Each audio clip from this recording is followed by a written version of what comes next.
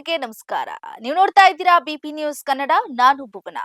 ರಾಜ್ಯ ರಾಜಕಾರಣದ ಕುತೂಹಲಕಾರಿ ಬೆಳವಣಿಗೆಯೊಂದರಲ್ಲಿ ಕಾಂಗ್ರೆಸ್ ಹಿರಿಯ ನಾಯಕ ರಾಹುಲ್ ಗಾಂಧಿ ಅವರು ಮುಖ್ಯಮಂತ್ರಿ ಸಿದ್ದರಾಮಯ್ಯ ಮತ್ತು ಉಪಮುಖ್ಯಮಂತ್ರಿ ಡಿಕೆ ಶಿವಕುಮಾರ್ ಅವರಿಗೆ ದೆಹಲಿಗೆ ಬರುವಂತೆ ಸೂಚನೆಯನ್ನ ನೀಡಿದ್ದಾರೆ.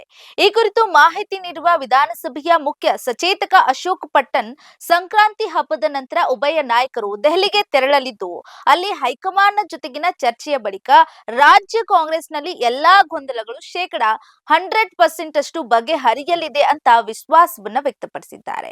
ಈ ದೆಹಲಿ ಭೇಟಿಯ ವೇಳೆ ಬಹುದಿನಗಳಿಂದ ಚರ್ಚೆಯಲ್ಲಿರುವಂತಹ ಸಚಿವ ಸಂಪುಟ ಪುನರ್ರಚನೆಯ ಬಗ್ಗೆಯೂ ಕೂಡ ಗಂಭೀರವಾಗಿ ಮಾತುಕತೆ ನಡೆಯಲಿದೆ ಎನ್ನಲಾಗ್ತಾ ಇದೆ.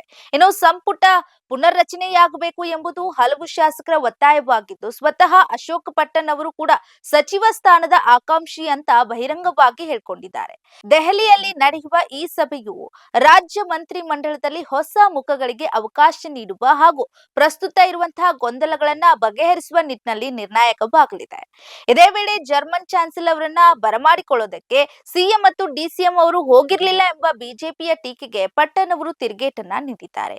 ನಮಗೆ ನಮ್ಮ ನಾಯಕ ರಾಹುಲ್ ಗಾಂಧಿ ಅವರು ಮುಖ್ಯ, ಹಾಗಾಗಿ ಅವರನ್ನ ಬರಮಾಡಿಕೊಳ್ಳೋದಕ್ಕೆ ಹೋಗಿದ್ದೇವೆ. ಆದ್ರೆ ಅನಿರೀಕ್ಷಿತ ಕಾರ್ಯಕ್ರಮಗಳಿಂದಾಗಿ ಜರ್ಮನ್ ಚಾನ್ಸಲರ್ನ ಭೇಟಿ ಮಾಡೋದಕ್ಕೆ ಸಾಧ್ಯ ಆಗಲಿಲ್ಲ ಅಂತ ಹೇಳಿಕೆಯನ್ನ ನೀಡಿದ್ದಾರೆ.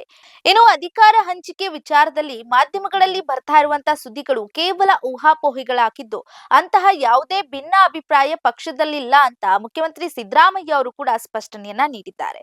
ವಿರೋಧ ಪಕ್ಷದ ಟೀಕೆಗಳನ್ನ ತಳ್ಳಿ ಹಾಕಿದ್ದಾರೆ. ಇದೀಗ ದೆಹಲಿಯಲ್ಲಿ ಮುಂದಿನ ರಾಜಕೀಯ ನಡೆಗಳು ಯಾವ ತಿರುವನ್ನ ಪಡೆದುಕೊಳ್ಳಲಿದೆ ಅನ್ನೋದನ್ನ ಕಾದು ನೋಡಬೇಕಾಗಿದೆ.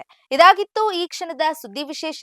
ಸಮಗ್ರ ಸುದ್ದಿಗಳಿಗಾಗಿ ಸದಾ ಗಮನಿಸಿ ಬಿಪಿ ನ್ಯೂಸ್ ಕನ್ನಡ. ಇದು ಕನ್ನಡಿಗರ ಪ್ರತಿಧ್ವನಿ.